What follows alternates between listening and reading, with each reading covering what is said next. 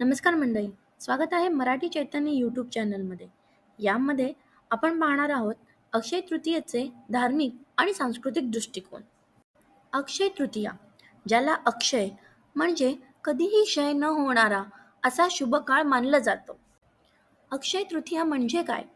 वैशाख शुक्ल तृतीया ही तिथी अक्षय तृतीया म्हणून साजरी केली जाते. या दिवशी केलेली पुण्यकर्मे, दानधर्म आणि पूजा अक्षय फलदायी मानले जाते. अक्षय तृतीयेच्या मागे काही पारंपरिक कथा आहेत, त्या आपण जाणून घेऊया. या दिवशी भगवान गणेशाने वेद महर्षी व्यासांना महाभारताचे काव्य सांगण्यास सुरुवात केली होती. त्यामुळे महाभारताच्या इतिहासातही अक्षय तृतीयेला महत्त्व आहे. अक्षय तृतीया हा दिवस भगवान विष्णूंचा 6वा अवतार मानला जाणाऱ्या भगवान परशुराम यांचा जन्मदिवस आहे. हे जमदग्नी आणि रेणुकादेवी यांचे पुत्र होते. अक्षय तृतीयेच्या दिवशीच नरनारायण आणि यग्रीव यांचाही जन्म झाला होता. अक्षय तृतीयेला सत्ययुग संपून त्रेतायुगाचा प्रारंभ झाला असे म्हटले जाते. अक्षय तृतीया हा माता अन्नपूर्णेचा दिवस आहे अशी मान्यता आहे.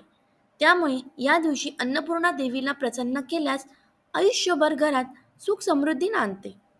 तसेच अक्षय तृतीयेला भगवान श्रीकृष्णाने मित्र सुदामाचे दारिद्र्य संपवले होते. त्यामुळे हा दिवस जीवनात सुख समृद्धी देणारा आहे असे म्हटले जाते.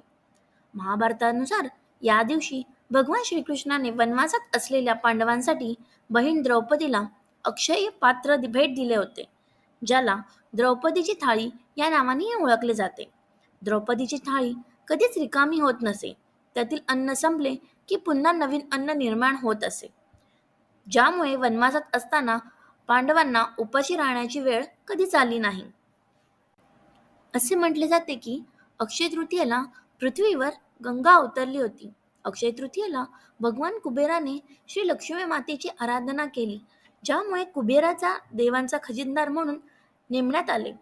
जैन बांधवांमध्ये हा दिवस त्यांचे पहिले देव भगवान आदिनाथ यांच्या स्मरणार्थ साजरा केला जातो. जगन्नाथपुरी येथे 5 दिवसापासून रथयात्रेला सुरुवात याच दिवशी केली जाते. चला तर मग जाणून घेऊया या दिवशी काय काय करावे.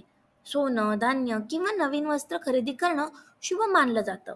गंगा स्नान, जप, तप, व्रत व दानधर्म करण्याचा विशेष दिवस असतो. पितृतर्पण, अन्नदान यालाही विशेष महत्त्व आहे. अक्षय तृतीया आपल्याला शिकवते की पुण्य, श्रद्धा आणि सेवाभाव हेच खरे अक्षय संपत्ती आहेत.